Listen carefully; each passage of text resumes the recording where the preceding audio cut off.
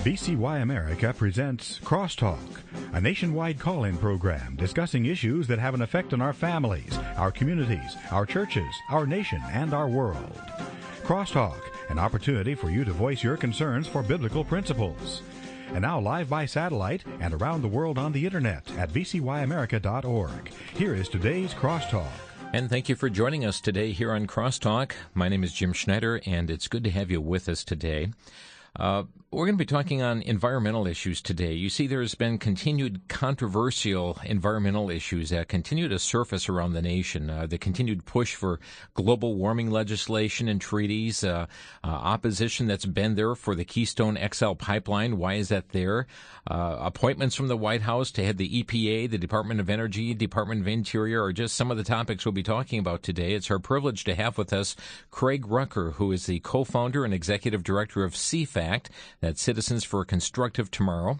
He has provided expertise to a wide range of government, academic, media, and industry forums. He serves as co-host of their daily radio commentary called Just the Facts, which airs daily here on VCY America. Craig has written extensively on numerous environmental policy issues. And Craig, it's nice to have you with us today here on Crosstalk. It's a pleasure to be on, Jim. Thank you for having me. Sure. For listeners not familiar with CFACT, lay a foundation for us. Tell us, our listeners, a little bit about your organization. Well, Jim, we are commonly called kind of a Greenpeace of the right. We work on environmental issues. We've been around since 1985, and we have a host of experts, a board of about 50 scientific and academic advisors from leading universities and laboratories around the world who provide us expertise on a wide range of issues. Some include global warming and atmospheric issues. Others are rainforest and property rights issues. We've been known as a UN watchdog, having been credentialed to go to UN meetings, and also we have college campus chapters. We produce our Just the Facts radio program and a host of other public outreach in order to educate people about our environmental issues from a free market or pro-market perspective. And we're going to be discussing a number of those issues today.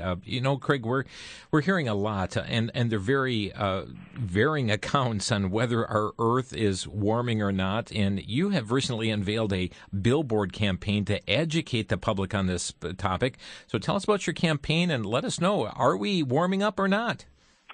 Well, I think generally speaking, most scientists, and there seems to be, and I hate to use this term, but because scientists disagree with each other so much, but there tends to be a consensus that since 1880, which is kind of a random year that scientists often pick, there has been about a half a degree Celsius warming, a little bit more, 3/4 of a degree, since that time frame. A couple things about that. 1880 was at the end of an era called the Little Ice Age, so it was a particularly cold year to use as a bellwether. But there has been a very slight warming over the past 100-plus years. The question then comes in, is this man-made or is this a natural phenomenon? Is it within the range of natural variability?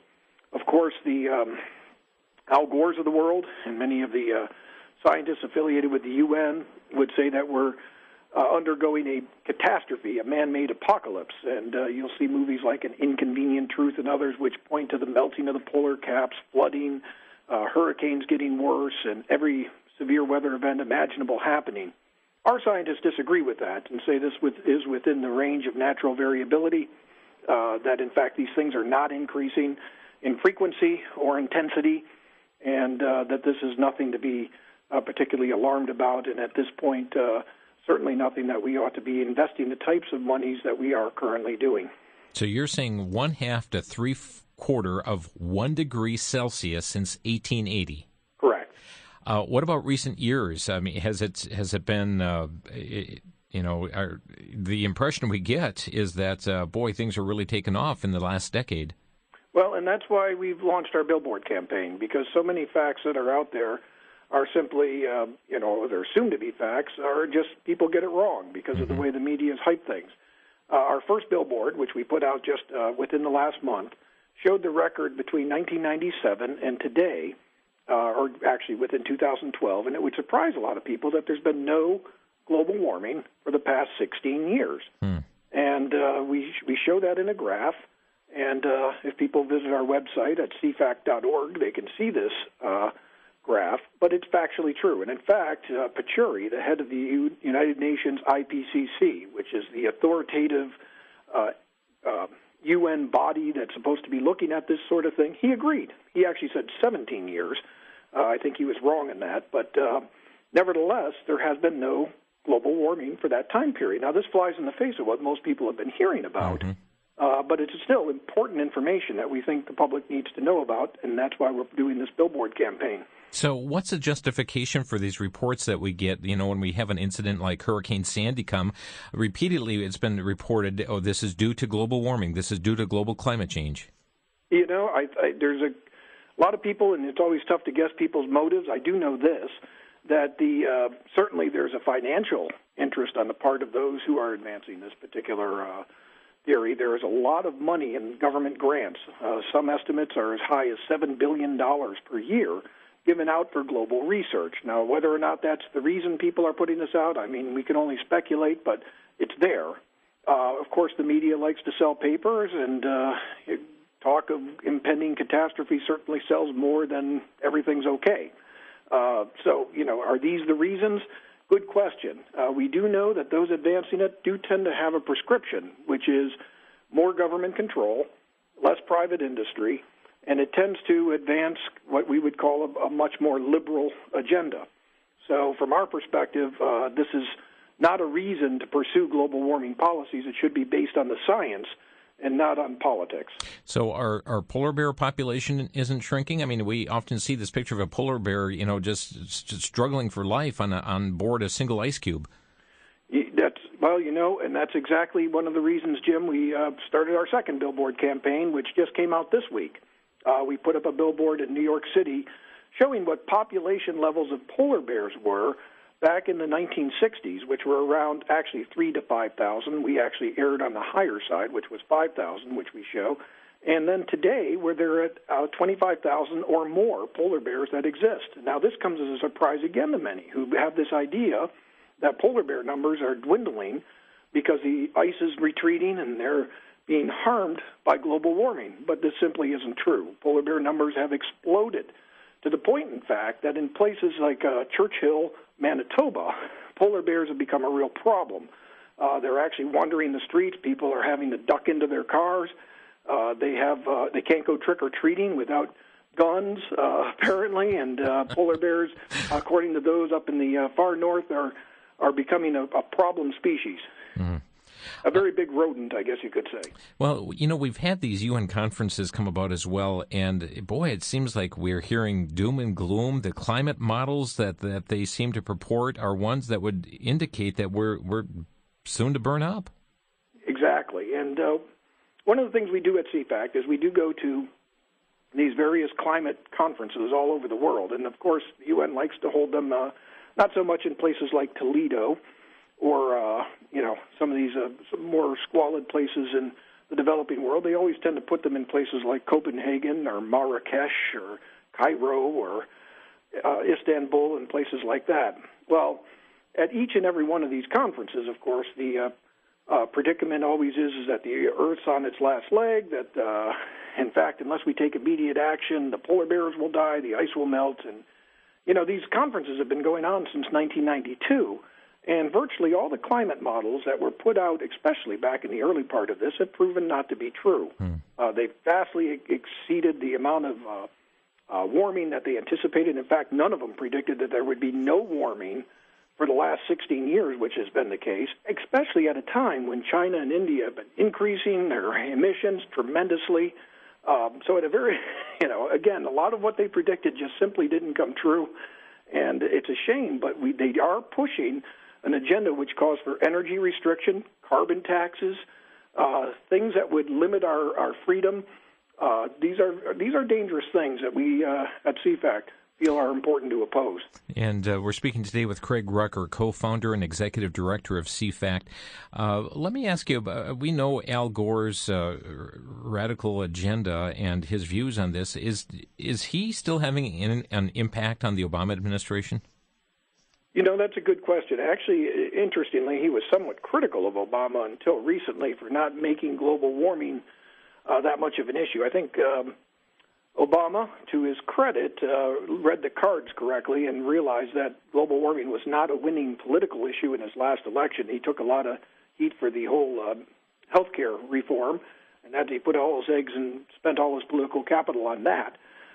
Now, of course, Obama's changed, and I think this has made Al Gore a lot happier. Mm-hmm. Obama has said, in fact, he has said, quote, "We will respond to the threat of climate change, knowing that failure to do so would betray our children and future generations," and has even taken on many of Al Gore's charges that global warming is, quote, "impacting raging fires, crippling drought, and more powerful storms." He said this in his inaugural address. In fact, Obama's gone so far to say that even if Congress doesn't take any action, he will unilaterally take action, and he said this in his State of the Union, to address climate change. So I've got to believe Al Gore is very happy with that. Certainly he's made a lot of money recently with the sale of his television station to Al Jazeera, an oil interest, and so he's doing quite well and is still highly regarded. I would say, doesn't he see the hypocrisy of that? I mean, selling it to Al Jazeera and with their oil interest there, and here he is fighting oil?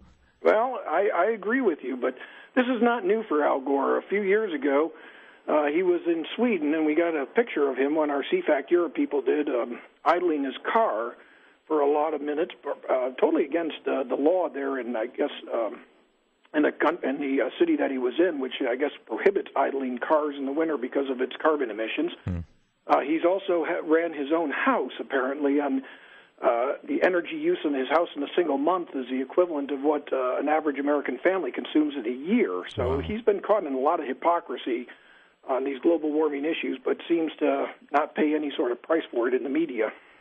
Do you know, Craig, if carbon taxes are still on the president's radar, part of his agenda? He says no, but we don't really have a lot of comfort in that. I would say that there is a real chance that we could see that, because I'm not sure that the Congress has an appetite for passing any sort of carbon restrictions. We already found from last term that Obama had that even with a Democratic majority, they couldn't pass cap and trade.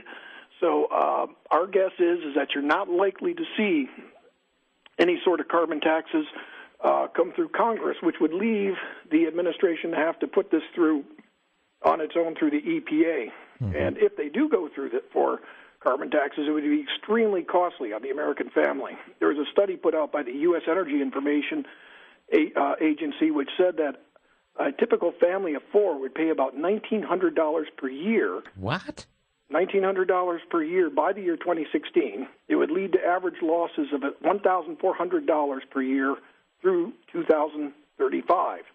It would raise your average family of four energy bill by $500 per year and would cause gasoline prices to increase by about 50 cents a gallon. So much for stimulating the economy. Exactly. Well, but this is a type of thing that countries in Europe have done. I know Australia, for example, went through and has a carbon tax, and it will probably lead to the defeat of the current administration down there. And Europe, of course, has had all sorts of problems. They went through an emission trading system, and their economies, especially places like Spain, have just hit rock bottom with over 20% unemployment. And a lot of that has to do with these sorts of things to address global warming. Craig Rucker, our guest today from CFAC, Citizens for a Constructive Tomorrow. We're going to take a quick break, and then we're going to come back and get the latest on the Keystone XL pipeline. Where are things standing, and what's the holdup? We'll be right back.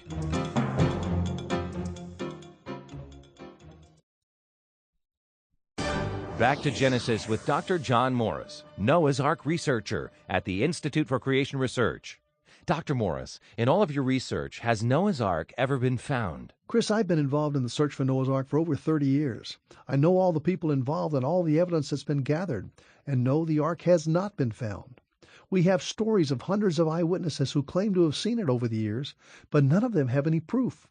Several expeditions have claimed to have found the Ark, but on examination the evidence has been found to come up short. The bottom line is we're still looking for the Ark. I think finding the Ark would be within God's character. Christianity is a faith, but to find reasons for faith is biblically appropriate. Let's go back to Genesis and get on board. If you want to know more about the creation evolution issue, visit us on the web at www.icr.org. Back to Genesis is a production of the Institute for Creation Research. I'm Chris O'Brien. Thanks for tuning in.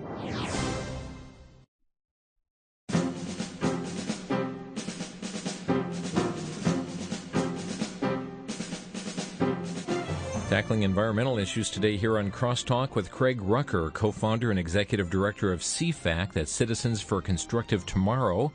They're involved in a number of public policy issues as it pertains to the environment, and certainly give a pro-market approach to the matters, while at the same time giving protections to the environment.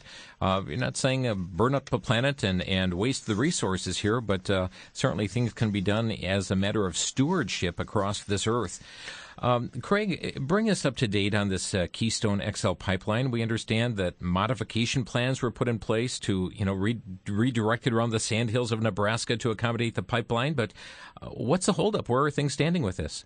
That's a good question, and I think a lot of people are still waiting to see, especially with Senator Kerry, whether or not, because this is one that would require State Department kind of input on, because it goes across national boundaries. And, of course, Kerry was somebody who historically has been very much an alarmist on the issue of climate change. Came as a relief when just a couple weeks ago it sounded like he wasn't going to make an issue of this. And I know the Greens are pretty upset about it. In honesty, I think it's looking pretty good at the moment that this pipeline will see its way through. It's a 1,700-mile pipeline. It goes from the tar sands in Canada down to Houston and through Louisiana, and it would do tremendous. It would be a tremendous boon to our economy. Cost about $7 to $8 billion to construct. Would bring about 830 barrels of oil a day down from Canada, 830,000.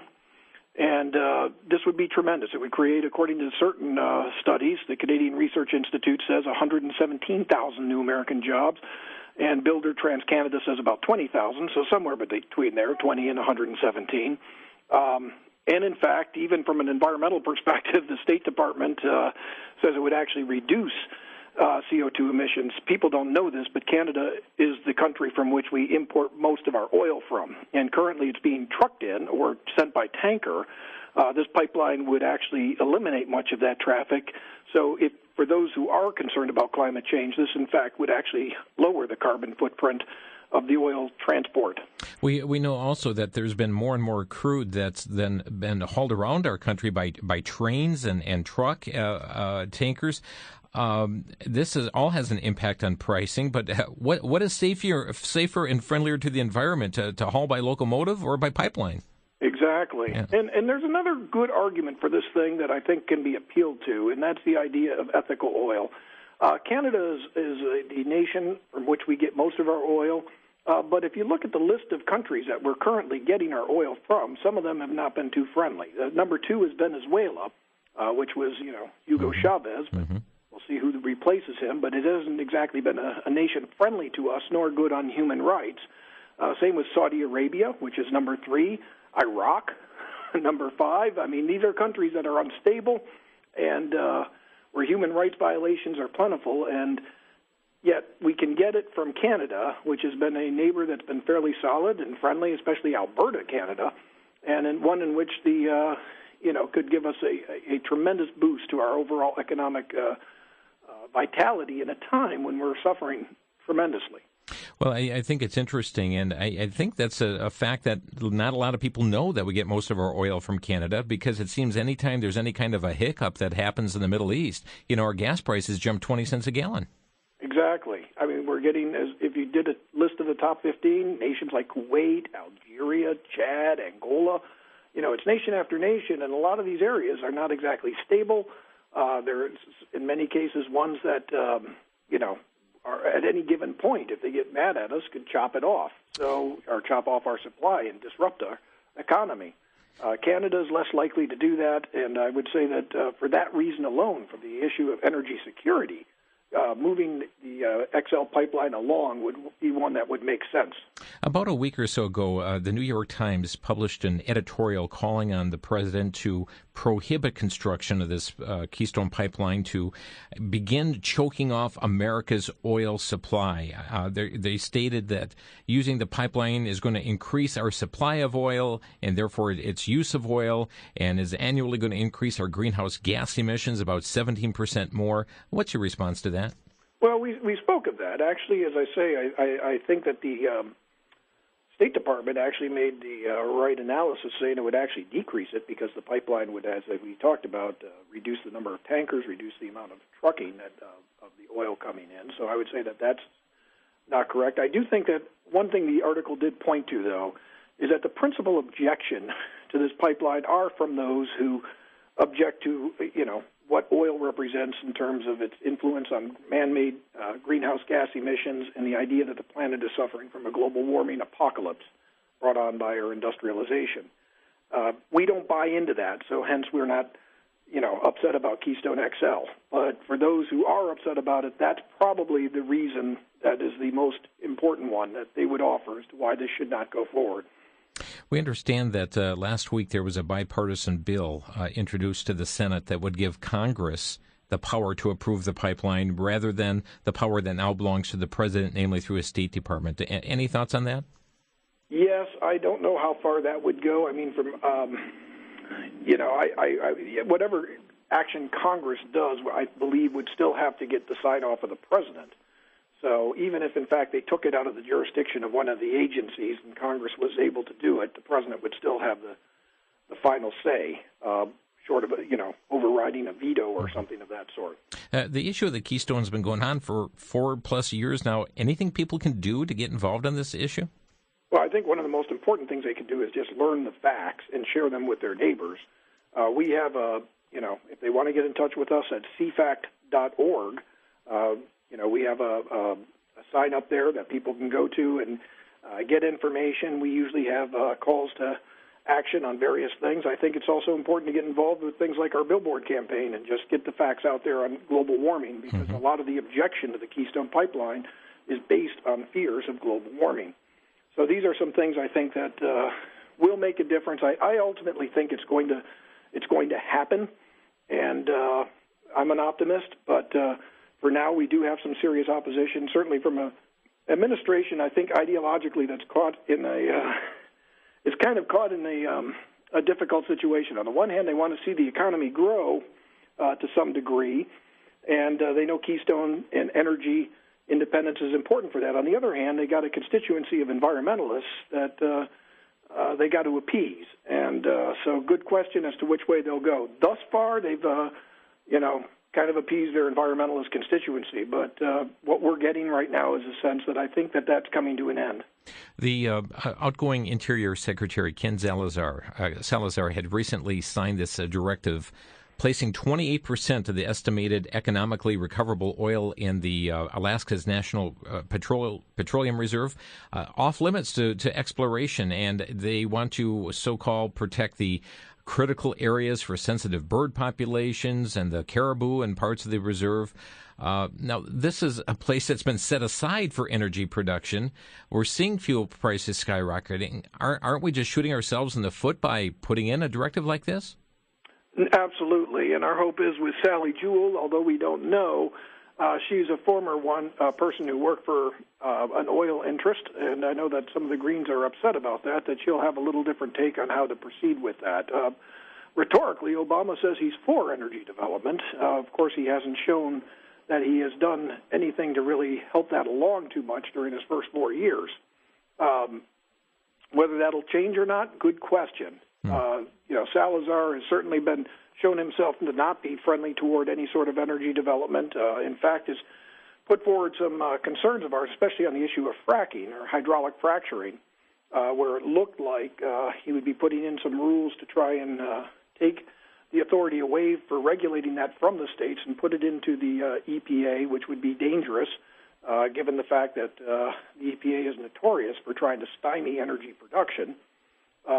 But it hasn't happened yet, and we'll have to see how it goes. Again, I'm cautiously optimistic that I think if the economy were humming along right now, I'd perhaps be less optimistic. But I think given the fact that the economy is where it's at, I think we have a much better chance of seeing some more sensible energy policy. Now, you mentioned Sally Jewell for Department of Interior. Any further comments on her or any of the other nominees? I think Gina McCarthy, the pick for the heading up of the EPA, and is it Ernest Moniz for energy? Yes, and all three of these I would say the two that I have the most hope for are Sally Jewell and Ernest Moniz. I think that they are both, they have an opportunity, I think, to improve upon, and they have a history that I think gives us some hope that they will actually be more pro-energy. Of course, Jewell was somebody who worked, she's an outdoorsman. She, I guess, climbed the highest peak in Antarctica, former worker for Exxon and Mobil. We have Ernest Moniz, who is somebody who has not been opposed to fracking, and that has a lot of the people in the environmental community upset, wondering if, in fact, that he doesn't have a knee-jerk reaction against coal either. These are things that upset the other side or unsettle. Now, they'll still have to be team players, and up to this point, Obama has been anything but a friend to fossil fuels. But at least in their background, they show that there's some indication that they may be at least open to the idea of expanding America's energy development. Gina McCarthy, on the other hand, is somebody that I don't think necessarily, is somebody I think we ought to be a little more concerned about. And does she have regulation authority, too, over things like the Clean Water Act? Yes, and the Clean Air Act.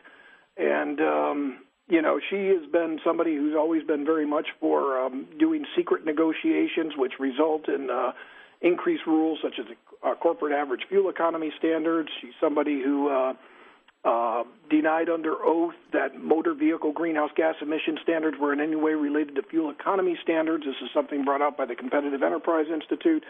So she's very into the kind of secrecy that we've seen from Lisa Jackson and the former administrator who has really ran the EPA, and probably the worst I've seen it in the 20-some years that I've been following this issue, for secrecy and backroom deals. And not really keen on congressional approval. No, or oversight. In fact, there's been some freedom of information requests that they've been running a whole scam under using emails, such as Richard Windsor, I guess is the one that she used, that they were negotiating policy trying to avoid Freedom of Information Act inquiries. So there's a lot of fishy business there. Some surmise she may have stepped down because of this email scandal where it's being revealed that she was consulting with environmental groups and people that she shouldn't have been consulting with. And we'll see where that comes out. Yeah, folks understand these phony, these email scandals where they develop some new name and send emails under that name, so that when a Freedom of Information Act request comes to them as secretary of this department or head of this department, they say, well, no, I don't have any personal emails from that. That's because they used a bogus email to send back and forth the information. Craig Rucker is with us here today, and he's from CFACT, the website cfact.org. And I'd like to open our phone lines today if you have a question you'd like to ask, a comment of our guest. Our telephone number to Crosstalk is 800-733-9829. 1-800-733-9829. If you want to talk about environmental issues here today, the Keystone pipeline, issues pertaining to global warming, fact or fiction, and several other related issues, pick up your phone, give us a call, 800-733-9829. You're listening to Crosstalk on VCY America.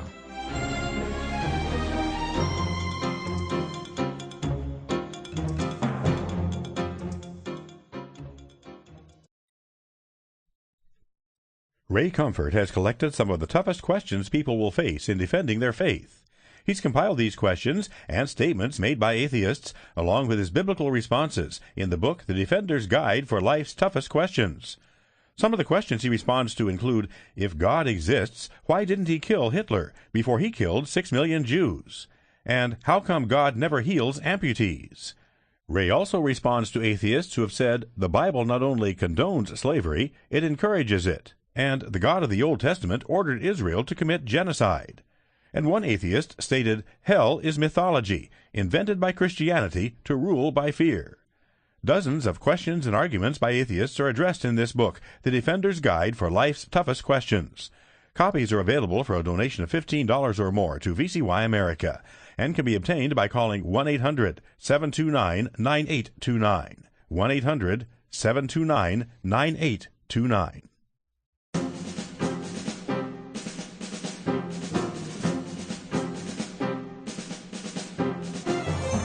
This is Crosstalk on the VCY America Network. We're speaking with Craig Rucker today on environmental issues. He is the co-founder and executive director of CFAC, Citizens for a Constructive Tomorrow. CFAC.org is their website, and you can go to their site and sign up to get their news releases and email releases and stay abreast of some of the things going on environmentally here across the nation.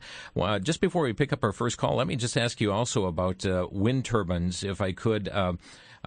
Here we saw Salazar, make his declaration up in Alaska because of harm to certain bird populations. But if they're really concerned about bird populations, wouldn't they be thinking their position on wind turbines? Absolutely. In fact, the American Bird Society indicates that there's they claim about 450,000. Now it's probably closer to 800 or 1 million birds per year being killed by wind turbines. Interestingly, the Greens, rather than be, turned off by that, for the most part, still support wind energy development and these renewable portfolio standards, which is claiming that states should increase, not decrease, the amount of wind energy use. If this occurred, of course, we would see that figure escalate many-fold. And they've granted exemptions. They've actually petitioned the EPA to grant exemptions from the Migratory Bird Treaty and the Bald Eagle Protection Act in order to allow wind turbines to kill bald eagles, which is remarkable. And in the meantime, when you have a situation like you did with the oil sands up in Canada, which apparently some ducks landed, I think about 20 of them landed in a pond and got killed. This is about 5 years ago. You would have thought that the end of the world had come. These organizations actually got upset with the oil sands and demanded it be shut down. And you would have thought that the end of, some sort of environmental apocalypse hit. But here they turn a blind eye to the whole issue of wind turbines. Let's go to our callers. Joe is calling from Pensacola, Florida. Joe, you're on the air. Yes, I'd like to ask about fracking and how your guest feels about it and what he knows about it. Craig, what do you know about fracking? Well, fracking's been around for about 40 years. And, actually since the 1960s is when it really kind of started taking place. It was an energy source that really wasn't considered to be a major contributor to natural gas until around the 80s or 90s when people, figured out how to do it horizontally and using different types of fluids could be able to extract natural gas at a much greater level. Today we find that because of fracking, we have a tremendous amount of natural gas available in the United States that could really make a tremendous impact on our economy. We see it in places like the Bakken Range in North Dakota, where the unemployment rate has plummeted down to like 2-3% in recent years. Tremendous state revenues. Unlike many states which are having budgets shortfalls, North Dakota is trying to figure out what to do with all its money, whether to fund its schools better, whether to reduce taxes. These are the types of problems that they've had as a result, financially anyway, from allowing fracking to go forward. Yeah. So you see similar success story in Pennsylvania with the Marcellus Shale. New York, on the other hand, has taken a different route and continues to struggle with high unemployment, as we see that even as recent as this weekend, we had a bunch of celebrities up there, and fracking is probably not going to take place until after, I think, the year 2015. So it's been a tremendous boon to the economy. It offers a lot of promise, and we strongly support it. Okay. Any follow-up, Joe? Well, I see people on the news when they say the gas is getting in their water supply. Is that true? That has been alleged in a lot of different places. To date, even the Obama EPA has been unable to verify that. There was a report of that in Wyoming, and initially they gave it credence, then they backpedaled. There's been studies in a town called Dimock, Pennsylvania, where this was supposedly kind of the Love Canal or Times Beach, the place where everybody said, aha, here's proof that fracking contaminates drinking water. Well, the EPA looked at over 20 wells in the area and found absolutely nothing. So to date, there is no confirmed location or well anywhere in America that's been contaminated as a result of fracking in over 40 years of the process going forward. So until we are able to find anything that confirms that, I would say the answer is no. Thank you, Joe. Next to Nebraska. Go ahead, caller. You're on the air. Hello? Yes, go ahead. Yes, I want to make a comment about the XL pipeline. Mm-hmm. The reroute is only a few miles different than it was before. It's still going through sandy, porous soils, and it goes through the aquifer. The biggest concern all of us local folks have is our water. TransCanada has led us to believe that this is the safest pipeline, but XL1 in eastern Nebraska has leaked 14 times. And also, it's due to their, at that point, shoddy welding practices. Okay, the other thing that is very much of a concern, this will be carrying toxic, corrosive tar sand mixed with toxic chemicals. They refuse to release exact what chemicals and the MSDA information. Okay, this is one going through a 36-inch pipeline, and TransCanada already has acknowledged that 1.5% to 2% of the leaks will be undetectable. Okay, what happens to our water?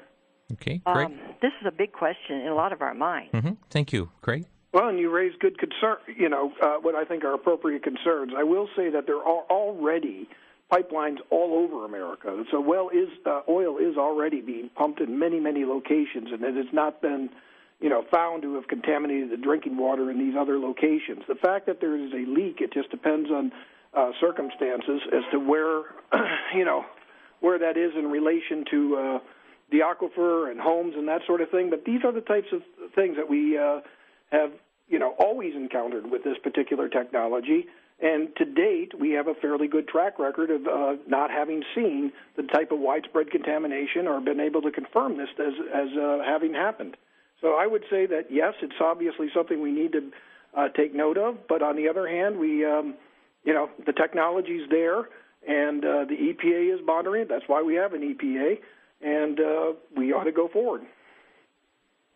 Well, it's supposed to be an export pipeline, so how do we have any guarantee? There's no guarantee that's going to be given to the United States.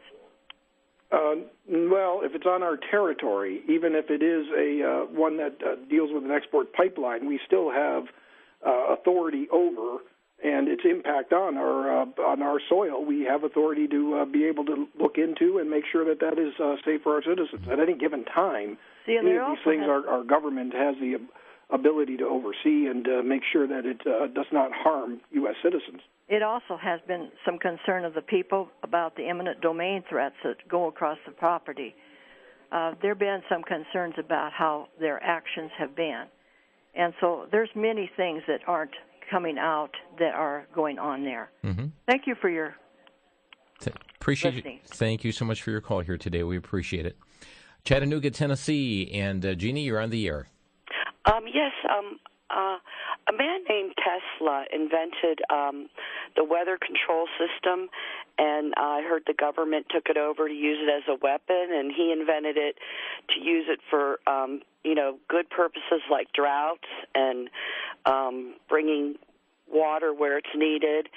And I was wanting to get your opinion about what you think about HAARP and the millions of volts that they can send up into the sky that might be killing the birds.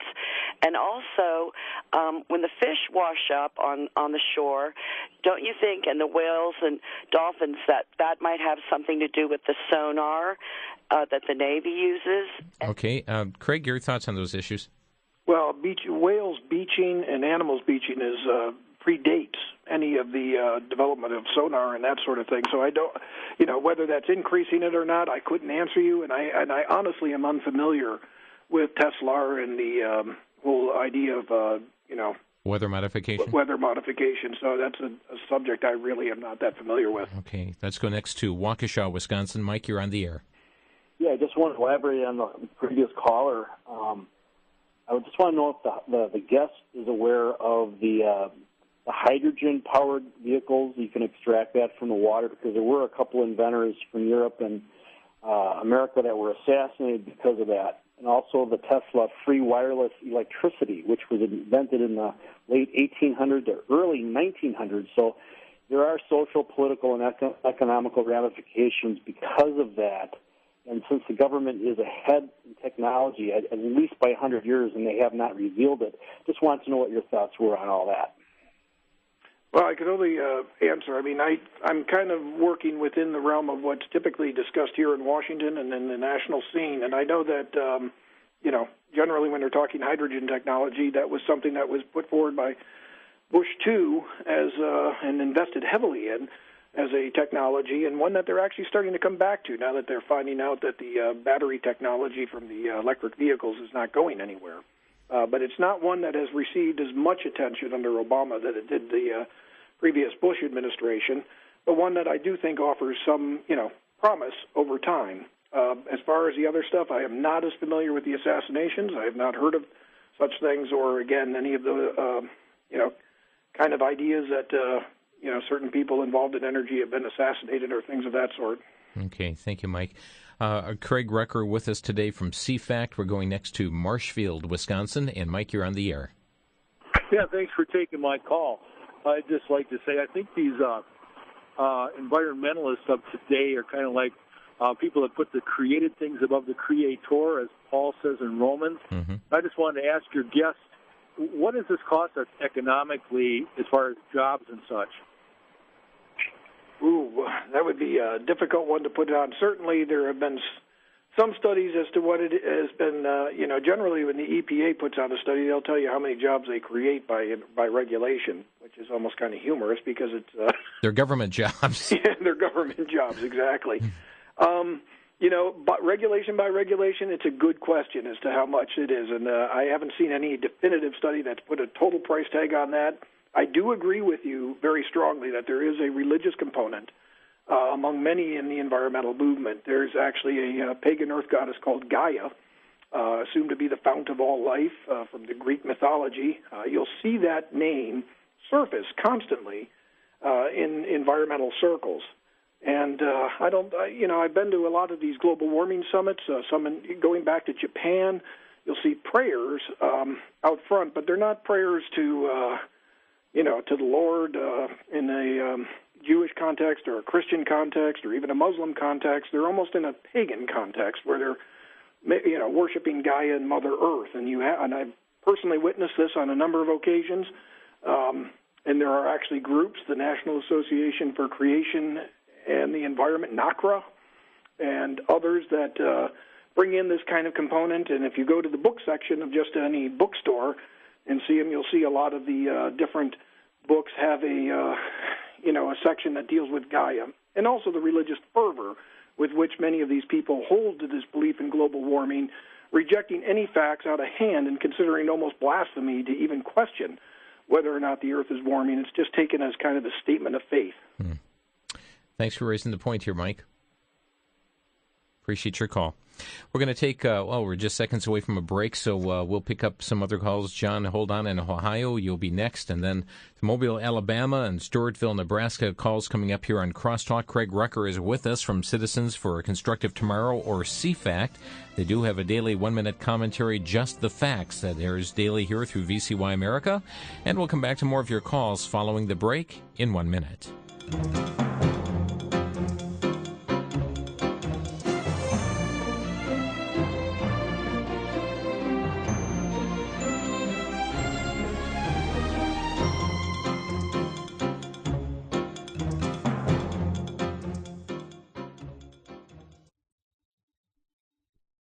For the Worldview Weekend Minute, I'm Brandon House, continuing on our series of 20 principles for having a biblical worldview for money. Number 3, Christians should be content with having our basic needs met. 1 Timothy chapter 6, verse 8 speaks to this. Now, there's nothing wrong with having more than your basic needs met, but we need to understand that we should be able to be content with just our basic needs met. How many Christians today in America who have so much, and in many ways we live in a nation that's very materialistic, how many of us, including myself, I ask this question, can be content with just the basics? Well, we may be coming to a time in America where that's the case, due to inflation, due to the increased printing of money, the expansion of the American debt, monetization of the debt, quantitative easing, whatever you want to call it. It's going to debase the dollar, and the dollar eventually is going to become worthless, and we'll be doing good just to afford the basics. Will we be able to be happy? Godliness plus contentment equals great gain, the Bible says. So let's have a biblical worldview for money.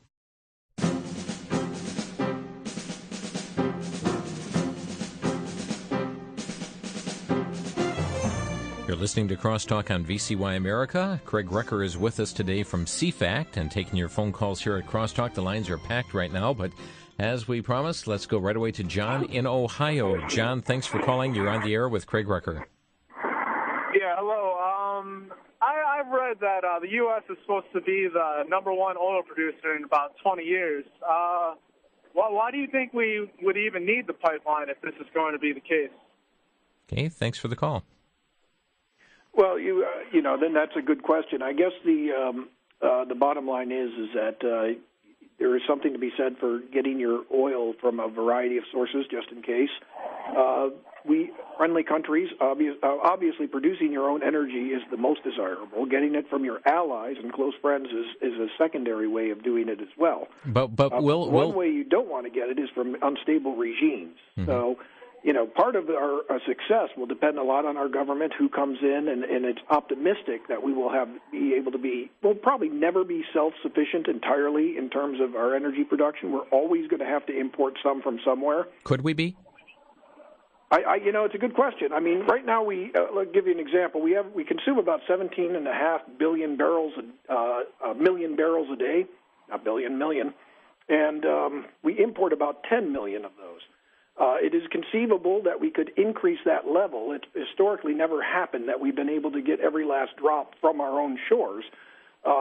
If that winds up being the case, that would be good. But let's be clear: a lot of this development's occurring on private lands, and it hasn't really been it received the type of regulation that a lot of the Greens would like to see come to fruition. We also have a very aggressive EPA, which is about to unleash probably some sort of global warming regulations, which could choke every last drop of domestic oil we have, just about. So it just depends. I mean, I'd like to see that, but in the meantime, this is oil that we can definitely get, and if we can be supplanted by other oil down the road from our own shores, so be it. Let the market decide. Okay, to Earl in Mobile, Alabama. You're on the air. Yes, I just got two questions I want to ask. I worked 14 years. I'm sorry, Earl. We've got such a bad connection there. We're not able to make out your line there. Are you? I don't know if you're on a remote phone. Yes, sir. I'm on a cell phone. Okay. Right. Yeah, very difficult to understand you. I apologize for that, Earl. Oliver in Stewartville, Nebraska. You're on the air. Hello, Oliver. Mm-hmm. Yeah.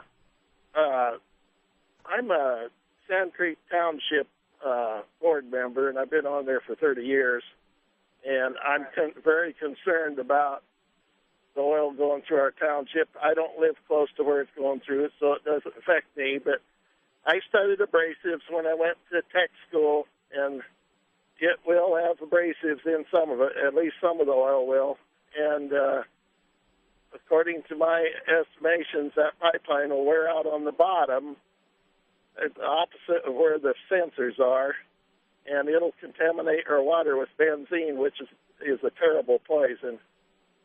And that's about all I have to say on that. Okay. Any thoughts on that, Craig? Well, there is obviously always a concern about all these things. And again, we got to kind of look at the track record. I mean, we have already decades upon decades of, these wells underground. And so these are the types of things that we have seen. And those who are concerned about this have had very difficult time pointing to any sort of groundwater contamination. So our track record is very good. Well, and I would anticipate that. Go ahead. The Great Lake pipeline that goes to the Great Lakes and on down, they already wore that thing out, and it's condemned. I would challenge you, though. Have you heard of have there been EPA studied or peer-reviewed studies that show that has greatly impacted the drinking water for residents to an unsafe level in those regions? Well, they have different ground than we have. We have sandy ground here. I understand, but my comment to you is simply that these are the types of things that they have top-notch engineers, they have people that look at this sort of thing, and if you have these concerns, bring it before them, and I'm sure they would give you a technical answer as to one way or the other as to why they would say that would or would not be the case. Mm-hmm. There's one more concern I have, that that I heard that on the news a long time ago, that China owns the pipeline, most of their interest in the pipeline, and Saudi Arabia owns the refinery down there. Well, I actually toured the facility up in Canada. They invited not just myself, but a bunch of other people to actually go up to Fort McMurray and look at it. And you're correct. The Chinese have invested heavily in up there, but so have American companies. And I will say this, if we do not take advantage of this particular oil, then the Chinese certainly will. And in fact, Steve Harper actually went over to China just last year to talk about possibly bringing a pipeline out to the Pacific Ocean in some route in order to ship it to China should the United States fail to put forward the Keystone. Interesting. Thanks for the call. We're going to squeeze in one last call from Pensacola, Florida. And Michael, you're on the air. Yes, sir. I'm just wondering, would it be more cost-effective to just go ahead and to tank that oil off in tank cars and trucks as opposed to using pipeline? Well, that's what they're currently doing. As I say, 33% of our oil comes from Mexico and Canada, about 3 million barrels a day. I guess it's a little over 2. It's closer to 2.5 million barrels a day comes from Canada alone of our 18 million that we get. So, that is currently how they're doing it. And, but this would lower the cost. It would create a lot of jobs in the process. You're talking anywhere from 20 to up to 117,000 jobs that would be created. Certainly it would stimulate the economies at the end points. And, energy is important for fueling the economy and keeping economic growth humming. So from our perspective, this is a good thing. And certainly no energy is benign. You look at windmills killing birds. You look at all the different sources. And this is what actually fuels our economy. And the more that you can fuel a prosperous economy is one that takes care of its environment far better than one that's deprived of, jobs and welfare. Michael, thank you for your call. We are out of time. Craig Rucker has been our guest here today from CFAC, Citizens for Constructive Tomorrow. And again, Craig, if you would give the website where our listeners can obtain more information about your organization. Sure, it's cfact.org. That's C-F-A-C-T, cfact.org. Great, and they can sign up for news releases and things like that. Absolutely. Great. Well, Craig, thanks for being with us today on the broadcast. It's been a pleasure, Jim. And folks, thanks for joining us as we talk about environmental issues today on Crosstalk.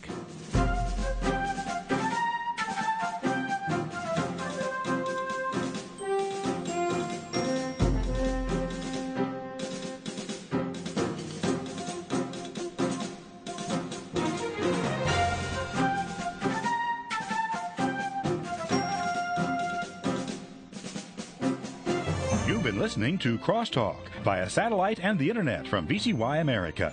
Views expressed may or may not be those of this station. For a CD of today's program, send a donation of $6 or more to VCY Take Ministry, 3434 West Kilbourne Avenue, Milwaukee, Wisconsin, 53208, or download by RSS or podcast from crosstalkamerica.com.